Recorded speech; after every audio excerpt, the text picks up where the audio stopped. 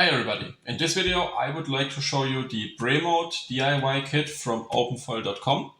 Now if you don't know what a BREmote is, it's basically a DIY open source 3D printed e-foil and potentially also e-skate remote I developed. If you would like to know more about that, have a look at the video description. There I will put some links to how I built it and what it is to the GitHub. And then some time ago, a friend, Jasmine, asked me if he would be able to manufacture and sell kits for everybody to build the BREmote. So not everybody has a 3D printer at home, not everybody wants to buy all the individual parts on their own, or for example also flash the PCBs.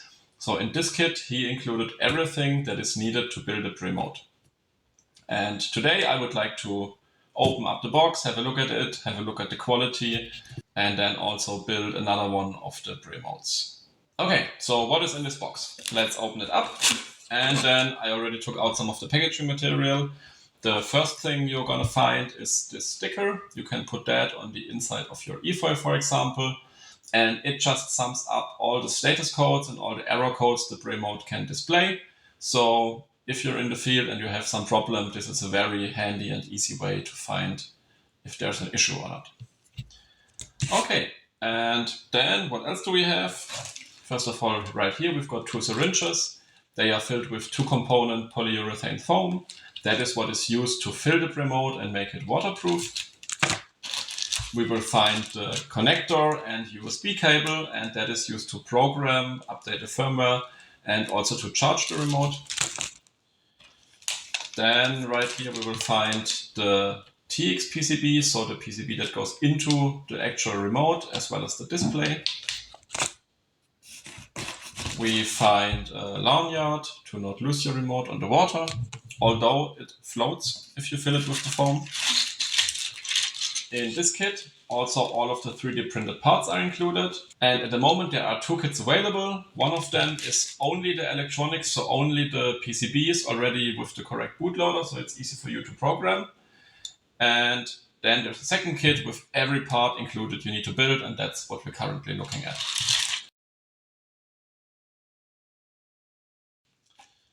We find a small battery. It's a 14700 lithium battery, the same I use in my builds. We can find small miscellaneous parts, vibration motor, all the cables you need, and the screws. Lastly, right here, we've got the RX PCB with the matching antenna and also a small wooden stick in order to stir up the polyurethane foam later on. I've already made a video how to build one of those remotes. If you want to see that, have a look at the description. So in this video, I'm just going to show you a time lapse of how I built this remote. Actually, before we start with the build, let's quickly have a look at some of the parts in detail and the quality you can expect. So what I would like to inspect first, for example, on this RX PCB is the quality of the solder joints. So here you can see in detail how that PCB looks. Now, all of the components on the PCB are assembled by JLC PCB already. Only the RF module is assembled by hand, and you can see the quality of the solder joints right there. In my opinion, it looks very decent. Then same for the, where is it? Here it is. Same for the TX PCB. Let's quickly have a look at it.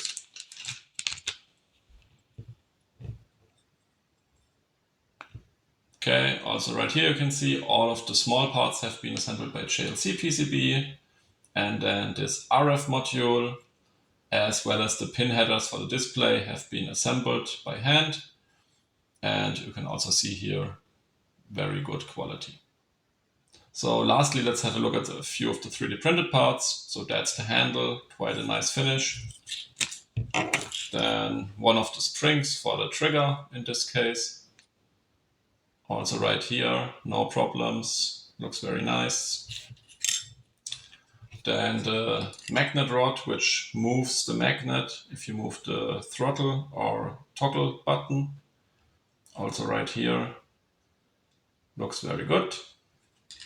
And then one of the main housings, which on the inside, as it needs support on the inside, can be a bit tricky sometimes. but also that looks very nice.